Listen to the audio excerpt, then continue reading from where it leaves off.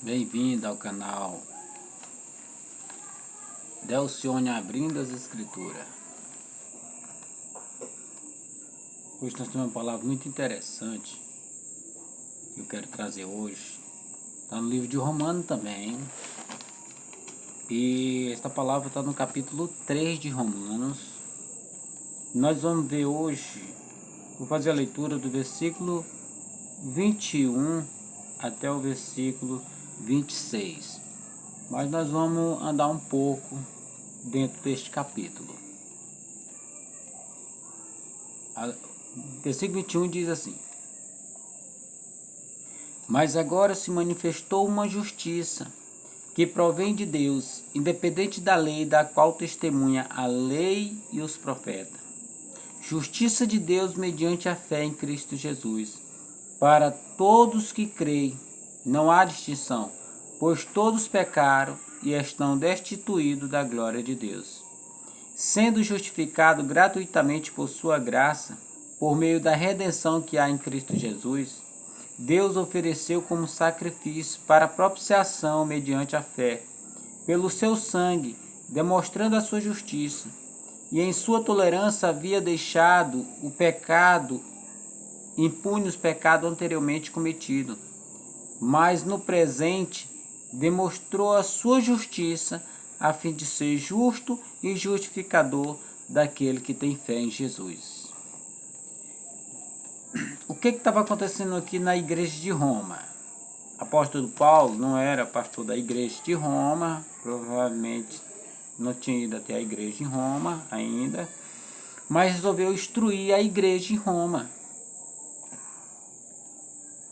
E ele resolveu... E o que estava acontecendo na igreja de Roma? A igreja de Roma, os judeus, a igreja de Roma era composta tanto por judeu como por gentil. E os judeus pensavam assim: nós recebemos a lei e a circuncisão, então nós somos melhor do que esses outros aí. Ou seja, o judeu menosprezava o gentio, porque eles achavam que estava em posição de vantagem. Eles achavam mais preferido do que os gentios. Eles achavam que estava em posição de vantagem, era melhor do que o gentio. E o apóstolo Paulo, querendo acabar com essa ideia na mente deles e corrigir eles, o apóstolo Paulo vai tratar a respeito da lei e da circuncisão, que ele vai dizer no começo do capítulo. Ele vai dizer assim: vocês são judeus e se orgulham da lei, se orgulha de ser judeu e de ser circunciso.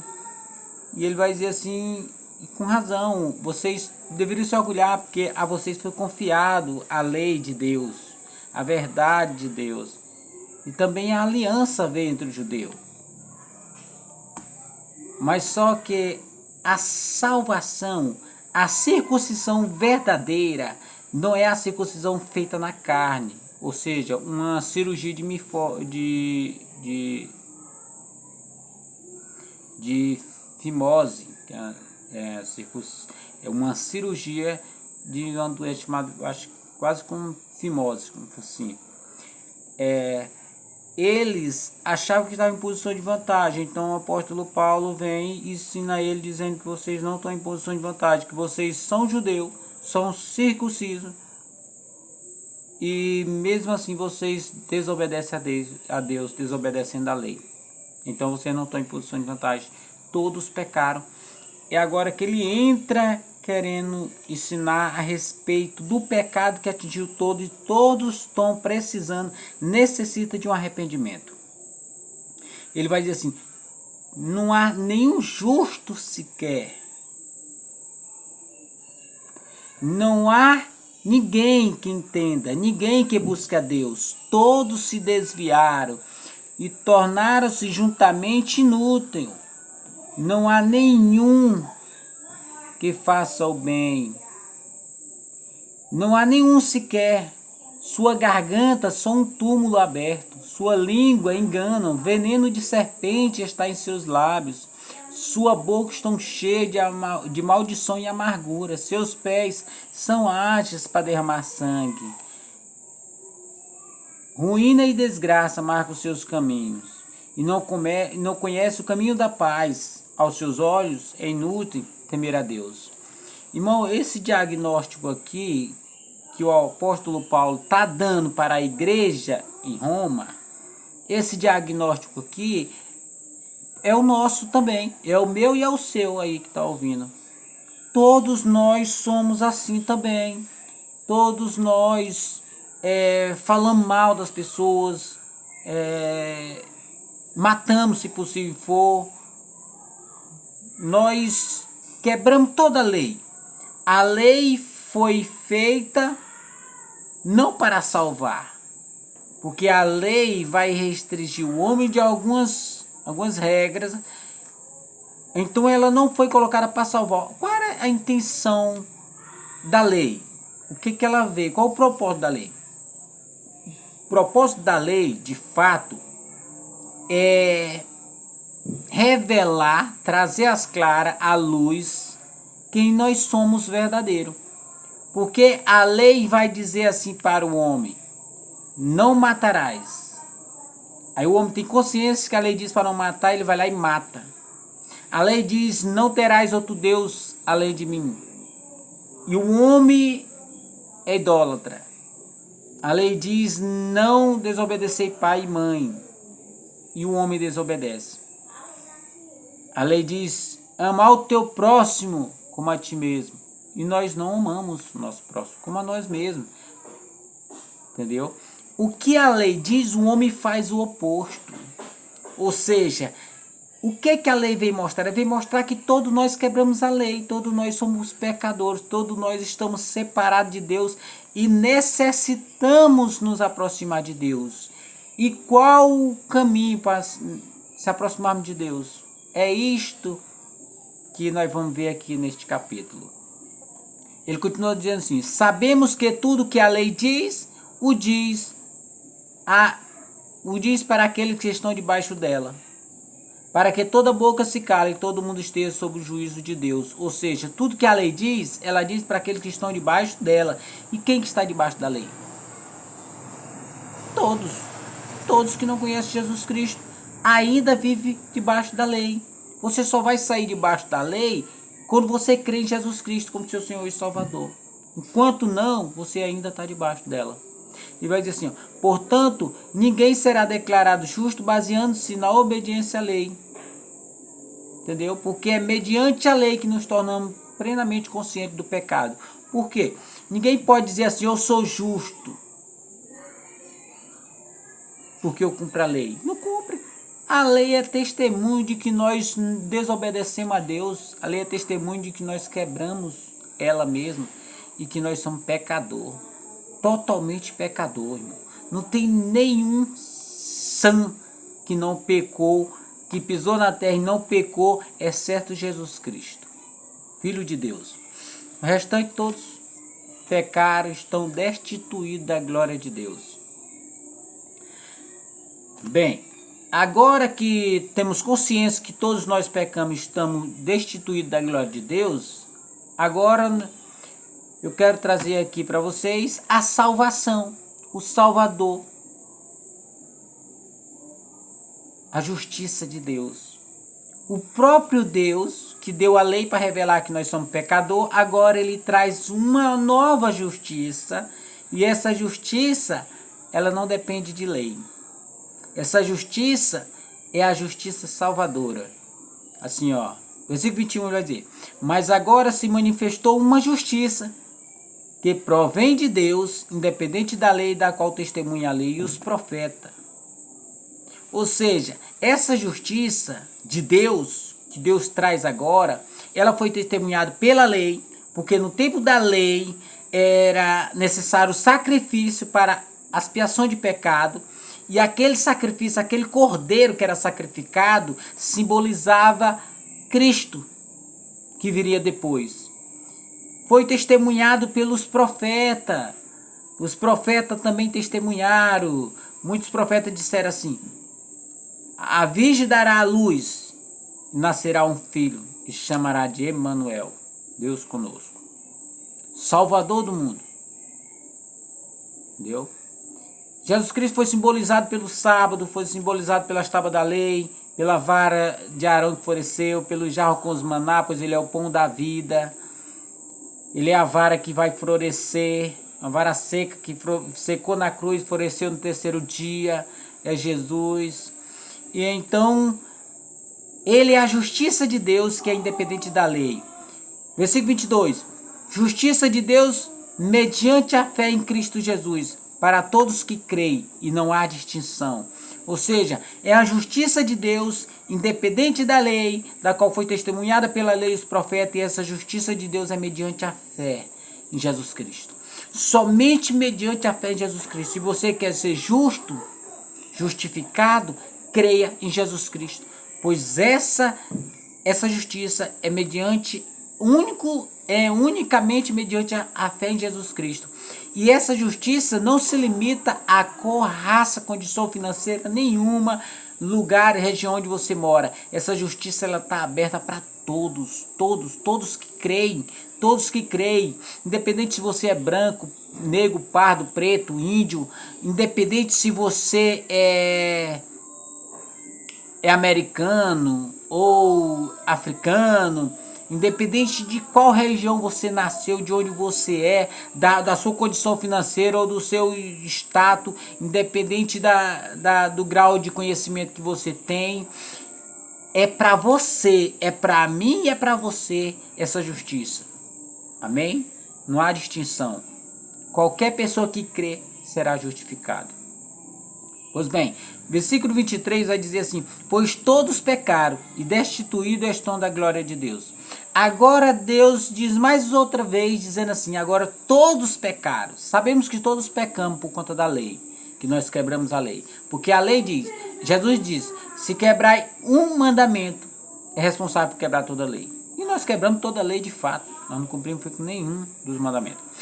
Então, agora todos nós estamos debaixo do pecado e afastado de Deus, separado de Deus, estamos. Agora nós necessitamos de Jesus Cristo. E com urgência. Porque os tempos são maus, nós estamos num tempo muito abreviado e nós sabemos que esse abreviamento é fim dos tempos. Então, irmão, não há tempo a perder. O tempo agora é apenas de abrirmos nossos olhos e olhar para Jesus, que morreu numa cruz e ressuscitou o terceiro dia, está à direita de Deus, Pai, intercedendo por nós, e cremos nele para a nossa salvação. Mas no versículo 24 ele vai dizer assim: sendo justificado gratuitamente por sua graça, por meio da redenção que há em Cristo Jesus. Agora, irmão, nós vamos entender que essa justiça ela vem gratuitamente. Nós recebemos ela totalmente de graça. Entendeu? O que é isso, irmão? O que significa isso? Significa que nós não temos parcela na nossa salvação. Que nós não temos nenhuma uma parcelinha. Nós não ajudamos a Deus para a nossa salvação. Ou seja, Deus não deixou nenhum 0,1% da parcela da salvação para nós. A salvação ela veio totalmente de graça. Deus nos justificou através da morte de seu filho. Ele nos justificou matando seu filho na cruz, porque Jesus ele não morreu porque os judeus o rejeitaram. Ele não morreu porque os romanos prenderam, como se o poder romano fosse mais forte do que Deus. Não. Ele foi para a cruz porque era um propósito de Deus para a nossa salvação. Sem esse propósito, sem essa cruz, nós não seríamos salvos.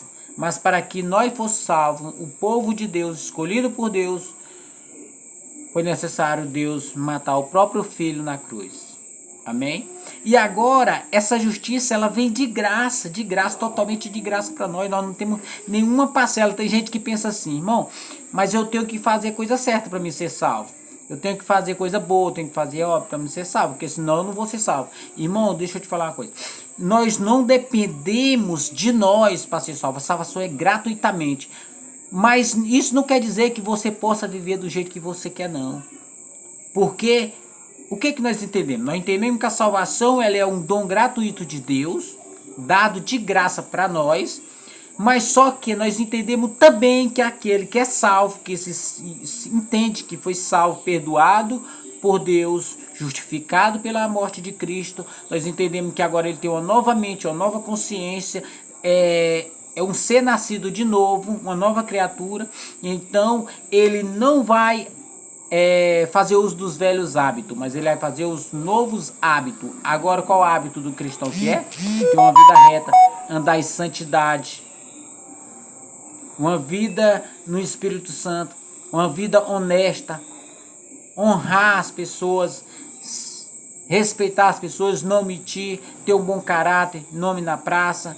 Tudo isso é um compromisso de um cristão salvo, que entende que foi salvo pela morte de Jesus.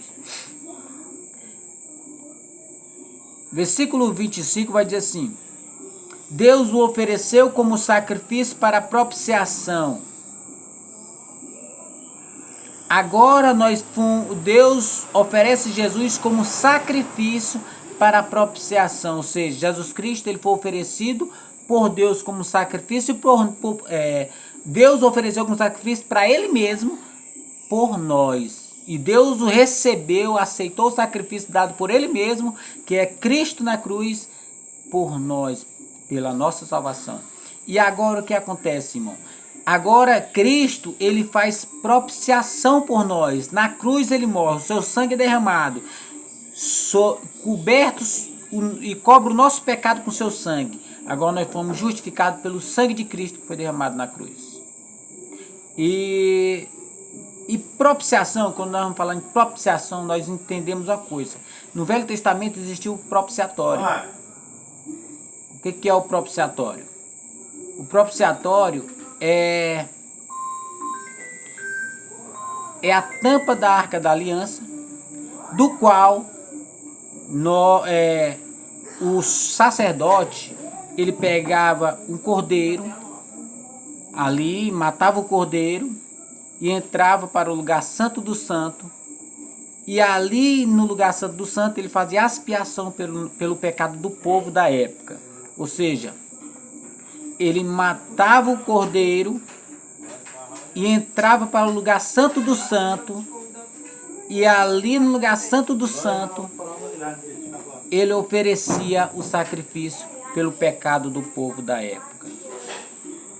E como que era? Tinha a tenda do encontro e tinha o lugar santo, e o lugar santo era o lugar onde o povo ficava, mas o povo não tinha acesso ao lugar santo do santo, porque ali era dividido por uma cortina. Tinha uma cortina no meio, e aquela cortina era uma cortina aproximadamente de uns 5 centímetros, uma cortina bem larga, ou seja, que o povo não tinha visão do que acontecia lá dentro, somente o sacerdote lá dentro sabia o que acontecia lá dentro, pois ali Deus se manifestava naquele lugar, e somente o sacerdote tinha autorização para entrar lá. Se outros entrassem, morria. Aí ele pegava o sangue do cordeiro e despejava assim em cima da tampa da Arca da Aliança, o qual era o propiciatório. E dentro da Arca da Aliança existia 3 objetos. A tábua da lei, que simbolizava os nossos pecados, porque nós quebramos a lei. Existia a vara de Arão que floresceu, que simboliza Jesus, que era uma vara seca na cruz, mas ressuscitou no 3º dia, simbolizando que ele era a vara que iria florescer, que ali é a vara de Arão que floresceu.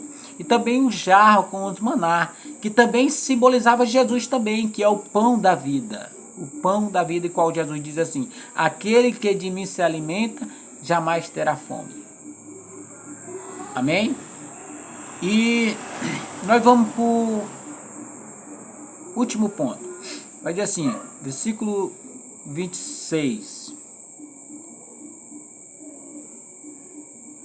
Mas no presente demonstrou a sua justiça, a fim de ser justo e justificador daquele que tem fé em Jesus. Mas no presente demonstrou a sua justiça, a fim de ser justo e justificador daquele que tem fé em Jesus. O que é isso, irmão? Deus, ele tem um povo, e esse povo pecou, esse povo precisa ser justificado, E Deus, sendo justo, não pode justificar um povo simplesmente passando a mão por cima da cabeça e dizendo assim: vocês estão justificados porque eu sou Deus, justifiquei vocês.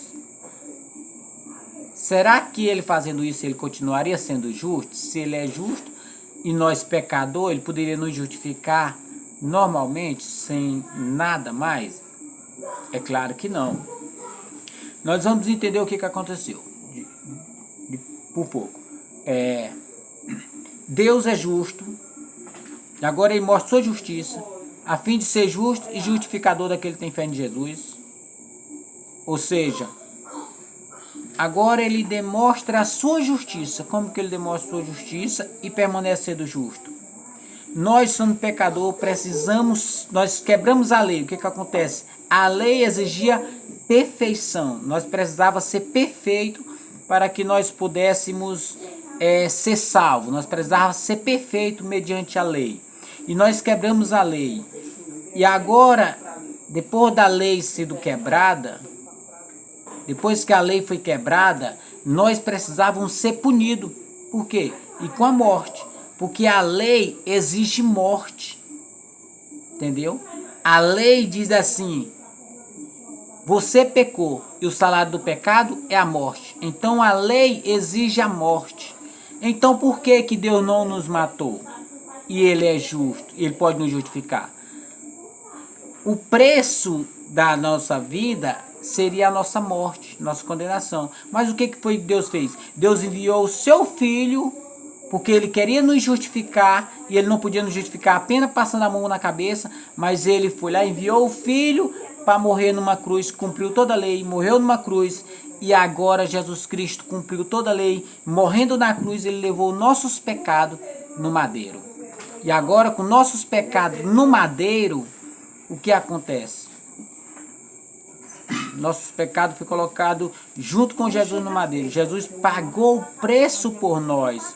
Agora nós estamos totalmente livres da culpa do pecado. Nós estamos totalmente justificados pelo sangue de Cristo. E agora Deus, depois de ter enviado seu Filho, matado seu Filho por nós, agora ele é um Deus justificador e ao mesmo tempo é um Deus justo. Porque ele não nos salvou simplesmente passando a mão em nossa cabeça. Para ele nos salvar, ele necessitou ser justo mediante a própria lei dele. Porque a lei exigia morte, derramamento de sangue. Como todo tempo foi. Na velha aliança era um cordeiro que era morto, derramado de sangue. Na nova aliança, Cristo morreu derramando o seu sangue na cruz. E aquele sangue na cruz cobriu assim os nossos pecados. Como lá na Arca da Aliança, quando o sangue do cordeiro era jogado em cima da tampa da Arca da Aliança, aquele sangue escorria em cima da Arca da Aliança, da tampa da Arca da Aliança, que era o propiciatório, e simbolizava assim o sangue de Cristo em cima dos nossos pecados. Era o sangue de Cristo derramado em cima dos nossos pecados, e ali aquele povo da época se sentia aliviado dos seus pecados, ou seja, se sentia perdoado. E agora o sangue de Jesus, que aquele sangue da velha aliança simbolizava Jesus que viria a tempo depois, agora o sangue de Jesus cobre os nossos pecados também. Depois de nós ter pecado e ele morto na cruz, agora o sangue dele cobre o nosso pecado. E agora também nós somos justos, nós sentimos justificados, justo mediante Deus. O que isso vai acontecer?